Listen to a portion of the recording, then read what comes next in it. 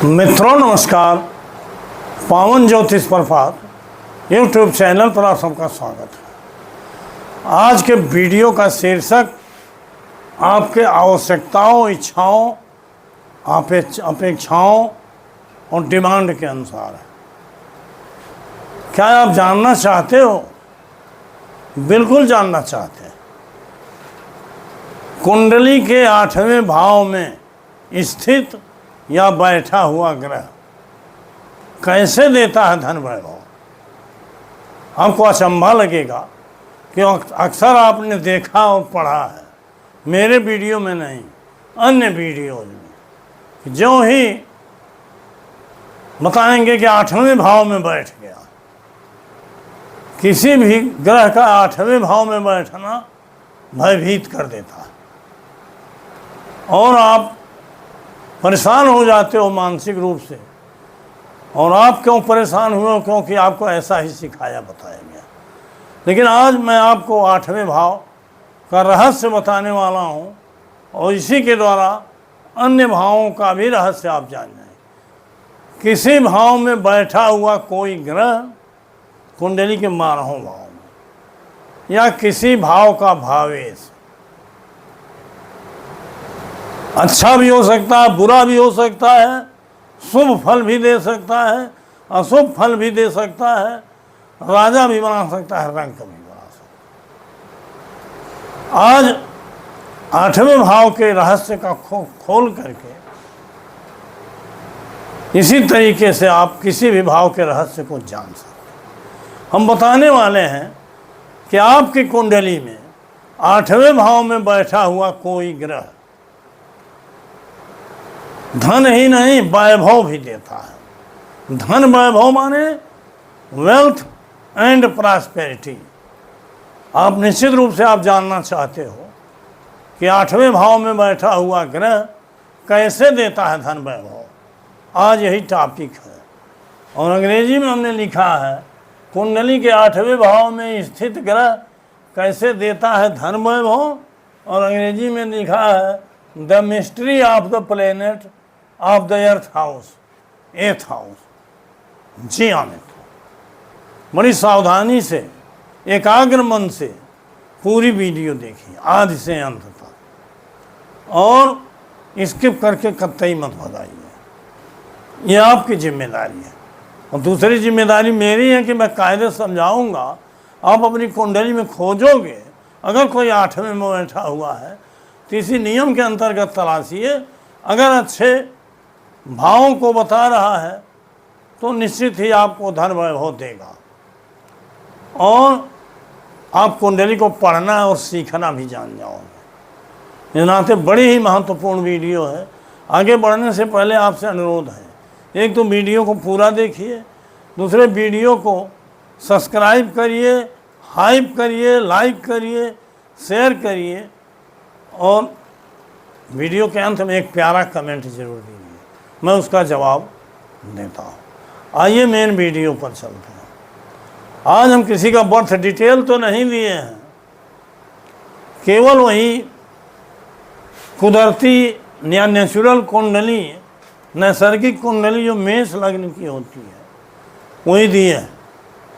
और उसी के आधार पर 8वें में बैठे हुए ग्रह कैसे धन वैभव देता है इसकी स्थिति बताते हैं। और यही स्थिति अगर आपके भी कुंडली में है तो निश्चित रूप से धन वैभव मिलेगा। यहाँ देखिए, ये मेष लग्न की कुंडली है। लग्न और कस्प कुंडली मान लीजिए एक ही है। कभी कभी भाव बदल जाते हैं, ग्रह बदल जाते हैं, इसमें मान लीजिए।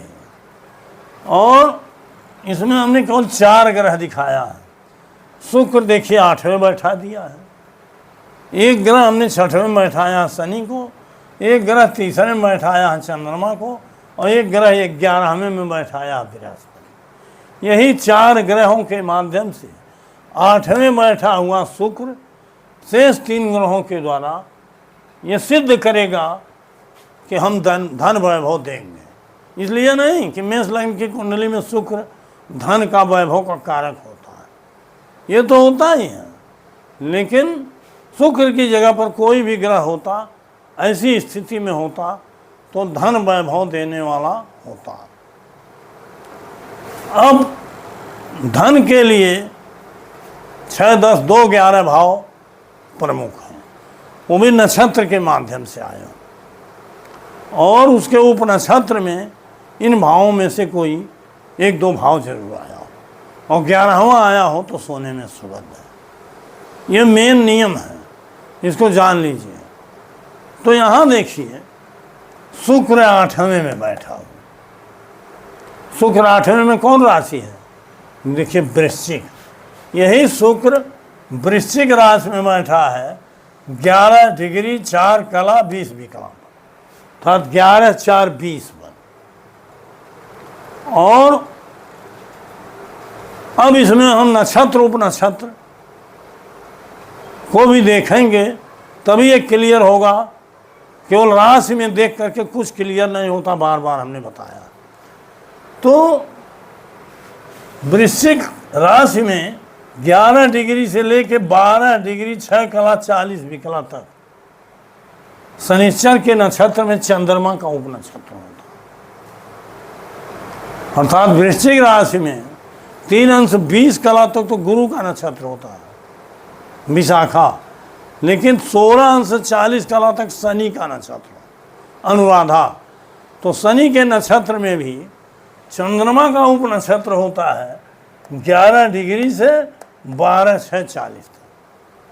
बस 1.5 डिग्री, 1 अंश 40 कला, इतने देर रहता है चंद्रमा। अब चूंकि शुक्र 11, 4, 20 पर बैठा है, 11 डिग्री 4 कला और 20 विकला। इसका मतलब वृश्चिक राशि में शुक्र, मंगल की राशि में, शनि के नक्षत्र में और चंद्रमा के उप नक्षत्र में। मंगल शनि चंद्रमा। अब यही मंगल शनि चंद्रमा निर्णय लेंगे कि किन भावों के कार्य से सिग्निफिकेटर है, वो आपके सामने निकालना बता रहा हूँ। अब यही शुक्र कहाँ बैठा है? 8वें में। आपको देख लीजिए तो शुक्र में कौन भाव आया? 8वां भाव पहले आ गया। शुक्र की एक राशि द्वितीय भाव में है तो द्वितीय भाव में आ गया, द्वितीय भाव आ गया। शुक्र की दूसरी राशि 7वें भाव में, 8, 2, 7 शुक्र के द्वारा स्वयं है। और यही शुक्र आपको क्लियर है शनि के नक्षत्र में, तो शनि के नक्षत्र में है।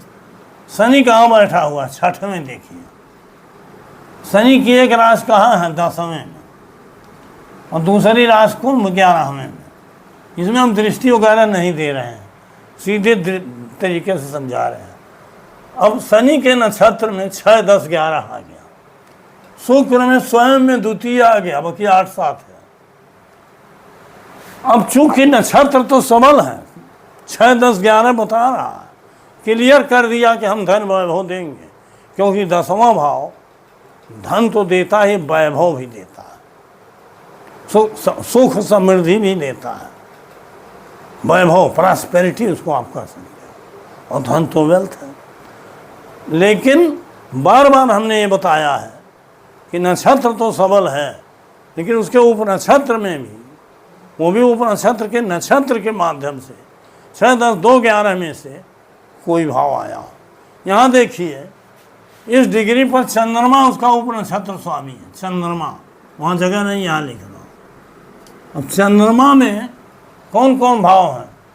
देखिए चंद्रमा में तीसरे में बैठा, चौथे में उसकी राशि है 3 और 4। चंद्रमा मिथुन राशि में है, गुरु के नक्षत्र में, बृहस्पति के नक्षत्र में। मिथुन में बृहस्पति का नक्षत्र होता है पुनर्वसु, जो 20 अंश से 30 अंश तक रहता है। तो चंद्रमा उसी पुनर्वसु नक्षत्र माने गुरु के नक्षत्र में है। तो गुरु कहाँ है? 11वें। हम यहाँ गुरु को लिख दिए,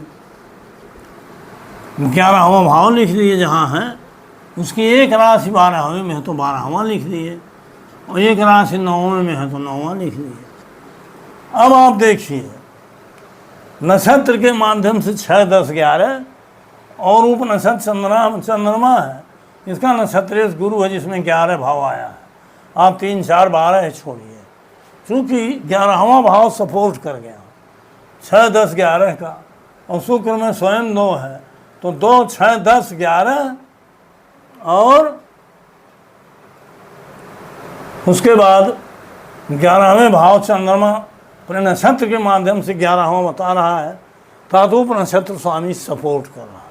साथ 2, 6, 10, 11 चारों भाव आ गए तो धन भी देंगे और वैभव भी देंगे। इस तरह से कोई भी ग्रह, शुक्र है, सूर्य है, मंगल है, राहु और लग्न कोई भी है, अगर वो 8वें भाव में बैठा है अपने नक्षत्र और उपनक्षत्र के माध्यम से 6, 10, 2, 11 को दिखा रहा, तो निश्चित रूप से धन वैभव देगा। और वो कितना भी अच्छे भाव में बैठा हो, 9वें में बैठा, 5वें में बैठा, 4थे में बैठा, 10वें में बैठा, दूसरे में बैठा, 11वें में ही बैठा, लेकिन नक्षत्र के माध्यम से और उपनक्षत्र के माध्यम से 5, 8, 12 दे दिया तो धन वैभव नहीं, गरीबी में भी बदतर स्थिति हो जाएगी, बहुत गरीब बना देगा। तो मित्रों, किसी भाव में बैठा हुआ कोई ग्रह अगर नक्षत्र और उपनक्षत्र के माध्यम से अच्छे भाव समूहों को बता रहा है, जिसको हमने अध्ययन बार बार बताया है किस तरह से आप रिजल्ट निकालिए, तो निश्चित रूप से धन वैभव देगा। इस नाते आपके दिमाग में कहीं ये भ्रम है कि 8वें भाव का मालिक 8वें भाव बैठा हुआ ग्रह, 12वें का मालिक 12वें में बैठा हुआ ग्रह खराब फल देते, ऐसा नहीं। जो 5, 8, 12 के भाव में बैठे हुए ग्रह के नक्षत्र में होगा और उपनक्षत्र में भी 5, 8, 12 में से कोई भाव आ गया, ऐसा ग्रह कहीं भी बैठा हो, कितने भी उच्च में बैठा हो, अच्छी जगह बैठा हो, मित्र ग्रही बैठा हो, केंद्र बैठा देखो, वो निश्चित रूप से आपको गरीब बनाएगा। अपनी कुंडली में देख लीजिए, धन वैभव पाना है तो 6, 10, 2, 11 चाहिए, इसमें कोई दो राय नहीं। इस उदाहरण के द्वारा, एक उदाहरण है, आप इसी तरह से सर्च करके अध्ययन करोगे और नियमों को अपने दिमाग में बैठाओगे, समझ जाओगे, तो निश्चित रूप से कुंडली के 8वें भाव का रहस्य तो समझ ही जाओगे। इसी नियम से कुंडली के 12 भाव का रहस्य समझ जाओगे। तो मित्रों, वीडियो आशा है कि आप समझ गए होंगे, वीडियो लंबा न हो, इस नाते आज का टाइटल, आज का टॉपिक यही समाप्त करता हूँ। पुनः मिलूँगा 3 दिन बाद एक नए टॉपिक को लेके। तब तक के लिए बहुत बहुत धन्यवाद, हार्दिक शुभकामनाएं।